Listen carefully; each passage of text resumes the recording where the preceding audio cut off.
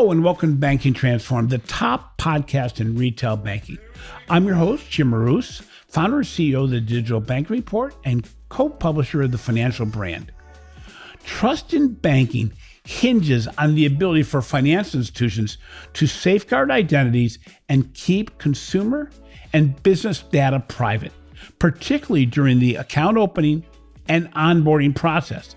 Unfortunately, traditional know your customer and know your business verification processes are often synonymous with tedious and manual processes, friction, and onboarding delays. The longer the process takes, the greater the negative impact on your brand new customer or your customer that is already part of your organization. My guest in the Banking Transformed podcast is Chris Luttrell, the CEO of IDology.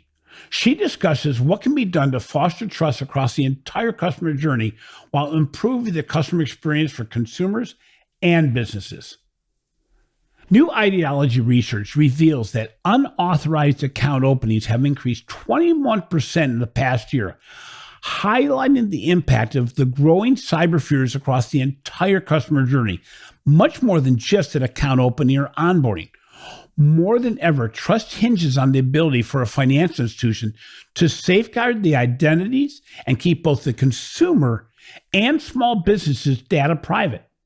The challenge is being able to do this with a level of security without negatively impacting the customer experience. So Chris, before we start our discussion, can you tell me a bit about IDology and the services you offer financial institutions? Yes, sir. And thank you. I'm happy to be here on the show. So I appreciate the time that you're giving me today to talk about IDology. So IDology is, we're located in Atlanta, Georgia, and we are the trusted leader in digital identity verification and authentication. So we've been around since 2003. We've seen a lot. We've done a lot. We've provided innovative identity solutions and fraud prevention tools since 2003 for really any organization, any industry operating in a digital environment. So I've been with the company for 15 years. I've seen a lot of change over the years. We've evolved quite greatly in the nearly 20 years the company's been around, and we've grown significantly as well.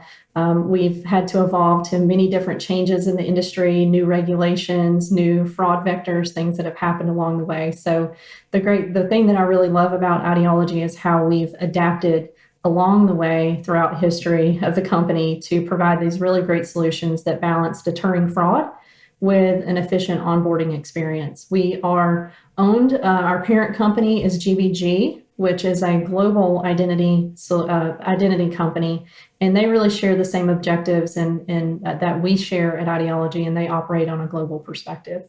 You know, it's interesting. You referenced it a little bit that the whole identity theft and the identity fraud area, a lot of people in the past would have thought that's really a back office function. And we have a lot of listeners that are front office executives. And what's interesting is it really is a front office function because it is a customer experience functionality that the more cumbersome you make it, the more difficult you make the whole know your customer concept, it really impacts the person trying to open an account or trying to get onboarded.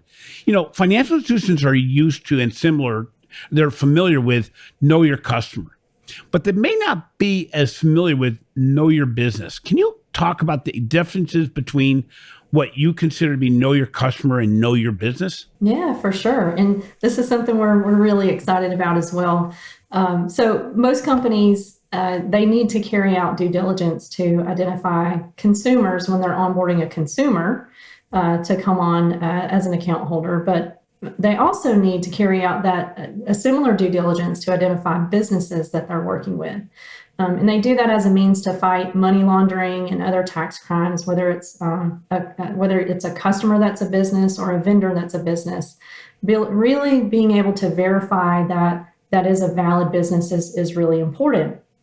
And KYC focuses on verifying the individual. Know Your Business, KYB, focuses on identifying companies to really confirm that legal status of the company and its compliance with AML and other regulations. And there's still an individual being verified through KYB, but you're verifying that business first and foremost, and then from an individual perspective, You also want to verify the primary user, which is known as the ultimate beneficial ownership.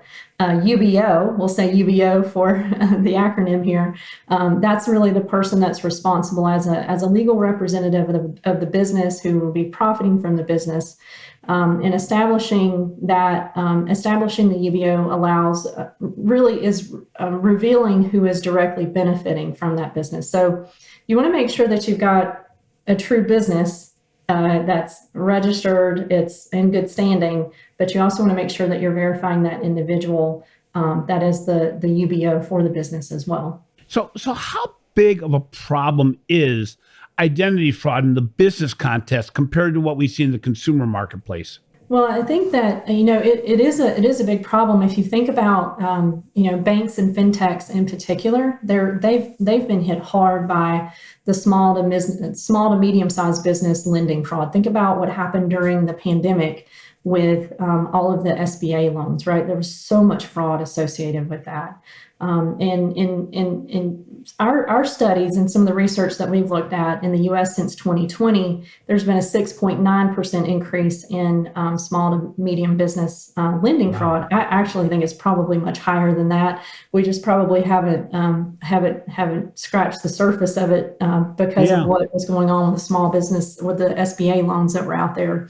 But these SMBs, they're specifically are being targeted for identity theft, because you think about getting the business identifiers, such as the EIN, the employee identification numbers from the business, and account numbers. Those are really coveted and sought after by hackers and fraudsters and criminals to commit financial account takeover. It allows you to file for income tax refunds, take out those business loans that we saw happening during the pandemic, order goods or services online. So that's just to name a few of the activities that are happening there. And they know that hackers know that this is a weak point, especially in the SMB sector with the small to medium sized businesses, because 43% of the cyber attacks that are aimed, they're aimed at those SMBs, because fraudsters are aware that most of those don't have the necessary fraud prevention solutions and protocols in place. You think about the size of this, right? The opportunity, which makes it really ripe for fraudsters. There's 30 million SMBs in the U.S., and that accounts for 99% of U.S. businesses. So it's a huge target for people who are trying to commit fraud against these companies, doing account takeover, opening up, doing these small business loans and the likes.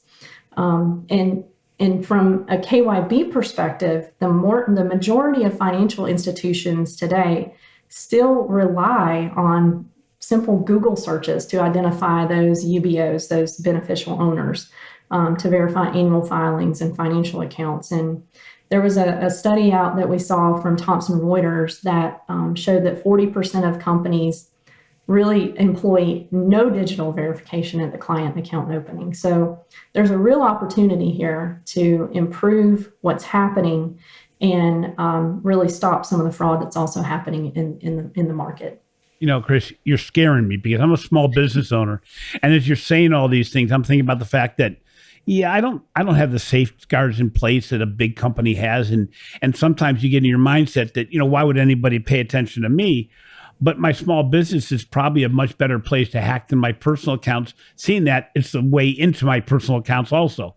So how does IDology help financial institutions with their Know Your Business initiatives? Yeah. So happy to talk about that. As with everything IDology, it all kind of begins with strong identity verification, fraud prevention solutions. We put out a couple of key pieces of research every year at IDology. One is our annual fraud report, where we talk to businesses in the industry. Some are customers, some are not customers of IDology, but we put this research is really good information. And what we found there is that banking leaders have told us that the biggest challenge to fraud deterrence that they have today is the verification of identities. And then when you stack onto that the businesses that they're having to verify as well, it's a real issue. So nearly the same percentage of those bankers told us that they really see multiple layers of identity verification as a critical best practice to locate, approve, and onboard legitimate customers. So a truly robust IDV solution that's going to provide that low friction experience to onboarding while deterring fraud and maintaining compliance. So when we think about what the IDology solution does from a KYB perspective, and why I really love this new tool that we've launched out this year so much, is because we have just this robust identity, this KYC product that we call Expect ID. We have such a robust product. And we've taken our learnings from that and the power of that, and we've combined it with being able to verify a business. So we're doing all the simple checks, the verifications, right? Making sure that you've got, you got to look at to make sure you've got a proper EIN, that your business is in good standing, and then taking that and then layering on those levels of verification from a fraud and risk perspective, making sure that there's no suspicious activity going on. We've got these deep data insights that we've pulled together from our machine learning and human intelligence resources that we deploy across the product. And so we're combining all of that together, verifying the business, but also combining our learnings and the technology and the tools that we have from a KYC perspective, pulling those real-time insights together through our Consortium network, which is truly the most powerful consortium network that we have available in the market today. And so this KYB product is now benefiting from all that we've done from a KYC perspective. And I'm just really excited about what we've done and how it's going to help our clients and help future clients in the industry. So what actually is a consortium network? Can you explain that a little bit? Oh, yeah. So it's pretty interesting. So we're basically, when we're pulling in transaction information from our customers are they're contributing to the consortium, and we can see if there is multiple attempts across multiple industries from a specific identity or a specific identity attribute. We can see, so if we can see that if a fraudster is hitting a bank over here in this area, we can also see that they're hitting 3 or 4 other banks with the same information. And so we can alert our customers in real time to let them know, you should probably take a look at this, to say that, this is suspicious activity. You should probably take a look at this and maybe escalate that consumer or that business to a higher level of escalation, at least take it through some sort of review before you allow them to open an account. So it's really powerful because we can see it not just within a specific industry, but within all the industries that we're working with. And those are some cool things that we've seen over time, where we'll see fraudsters jump from it. They may start with filing a tax refund, but then it pops over to open a bank account, and then it pops over to maybe do something in the online gaming space, right? So it's just interesting to watch how this fraud can move from business to business and industry to industry. And we can see all of that happening in real time within our consortium network. It's interesting. We now know that we do more and more in the whole identity fraud area, but as you do more, it by its own nature creates some friction, some stalling in the onboarding and the new account opening process. How do you balance the whole issue around identity process with the customer experience and making it so that it doesn't slow down the whole digital account opening or onboarding process? Yeah, this is something that we've really specialized in over the years and continue to hone the practice, where we give our customers choice. And so and it's really going to depend on the risk appetite for what the business has, what they I guess, interpret their compliance rules to be versus their risk rules. And so we give our customers choice, a completely customizable solution that says, okay, if you've got a really low threshold for risk, then you can just zoom through, set up a workflow that just allows consumers to get through friction-free, no seamless, silent authentication, just get right through the process. Where we have other customers that have a really high risk, they're very risk adverse, and so they may come through and just say, if we see one thing wrong or one suspicious attribute, then we're going to make you escalate to a higher level of verification. All of that's done in workflows within our solution and our platform. And it really enables customers to have the control over what they want to have happen within their solution. I'll tell you, most customers today are looking for a friction-free experience. And so that really requires deploying on the back end a solution that's looking at various attributes of the identity, activity of the identity, what's been happening within the consortium, within the network, within that identity. And so looking at all of that kind of behind the scenes and providing a really robust response and result for that consumer, and being able to do that without the consumer ever even knowing that it occurred, right? We want to be as friction-free as possible, but we do give our customer choice on what they want to do there. So it's really a tug of war. You have the fraudsters trying to stay ahead of companies like yours and the financial institutions. You have your company and financial institutions trying very hard to stay ahead of the fraudsters. How do you keep evolving, and how do you try to keep ahead of what's going on in the marketplace? You mentioned earlier the whole issue, the PPP loans and all the fraud that went on there, but this is something that just dropped in your lap. I mean, as it did the financial institutions, and all the issues and opportunities for fraud and identity theft that took place. How does IDology stay ahead of the curve as it relates to what's going on the fraud and identity theft side? Well, there's a few ways. First is we're listening constantly. So we listen to our customers and the problems that they're having, and to see if that's something that we can help with. I've always been a firm believer that if you want to beat the fraudsters, you got to be able to think like the fraudsters. You got to be able to kind of understand how they think and how they act. And so we spend a lot of time in forums, right? Listening and looking at some of the things. The thing I'll tell you is that as an industry, from a banking industry, where we need to get better is collaboration within the industry. And I'll probably say this in every interview I ever give, because from a fraud perspective, hackers and fraudsters collaborate. They collaborate because they're proud of what they're doing, right? And so they collaborate so much more than we do as an industry. And so we see that happening. And so we've got our ear to the ground, we're listening, we're seeing things, and plus we're seeing things in real time too. So some of the fraud that we saw during the pandemic, we were watching in real time. And so we could see this stuff happening, and we were immediately, if the system wasn't catching it in real time, we were immediately picking up the phone and contacting our clients to say, you need to change a setting because this is getting through, or you need to do this. And you know what, if we didn't have a solution that could stop the type of fraud that was coming through that we saw, we immediately got to work in our product and development teams and created something very quickly. We have a fun little acronym when we talk about how we operate as a business, and we call it GSD.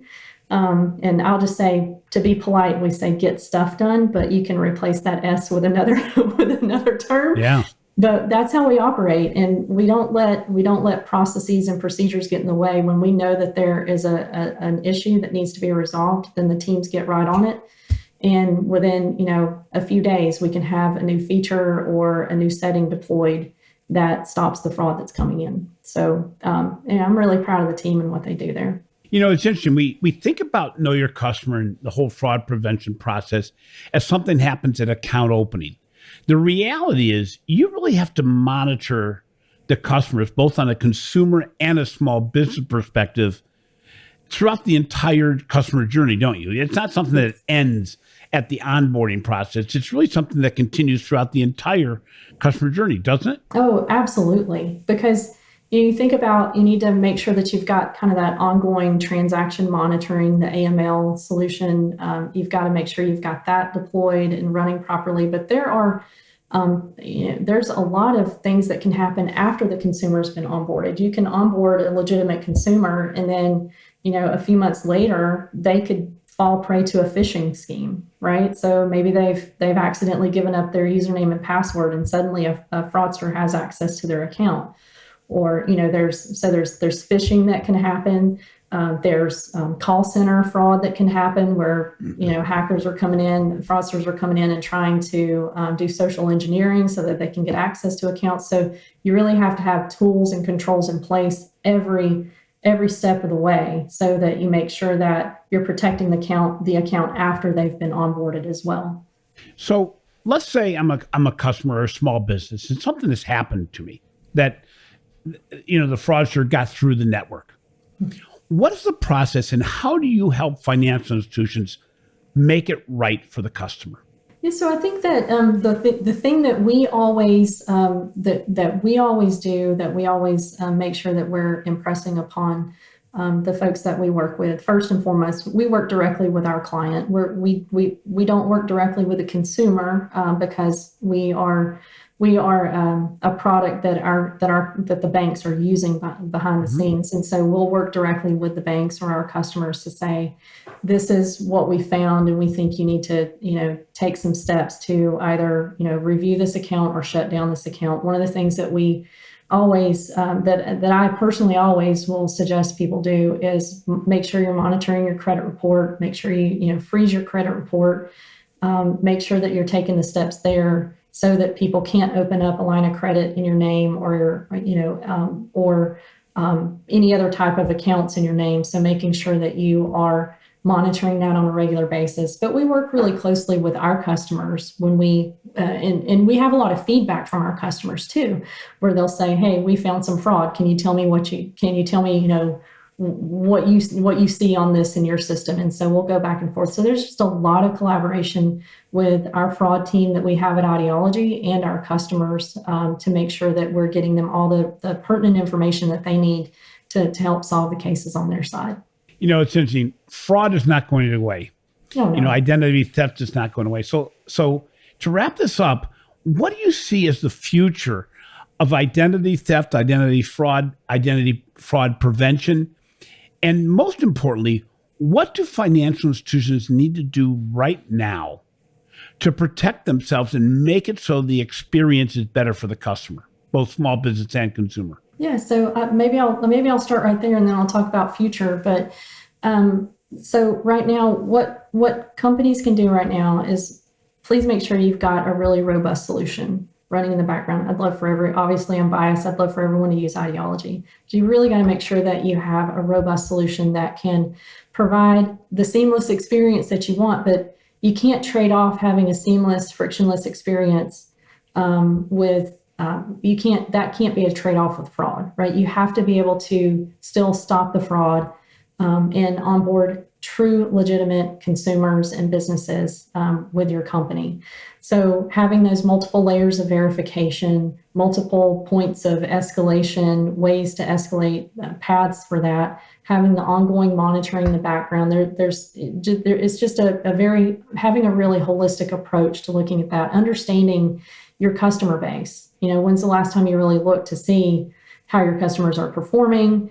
Have you done any type of recent analysis on your customer base? From a future perspective, it's interesting because like I said, in the past 20 years, we've evolved greatly, just because of regulation or because of new fraud, all the data breaches that occurred, right? We think about, 10 years ago or more, it was enough to just do basic matching to verify someone's identity. Their name, their address, their social, their date of birth, it all matched. It meets their signature card. yeah. And now that's not enough anymore, right? And so and it's never going to be enough again. So I think evolving, there could be, we've got to look at things, we've got to make sure we're keeping a pulse on regulations, like the CCPA, and then the new rule in California that's going to be going live next year in terms of how consumer data is protected. And I think when we think about the future, that's something that's always on my mind, is how we're protecting consumer data, making sure that we're treating it with the utmost respect, but in how we're keeping fraud out of companies.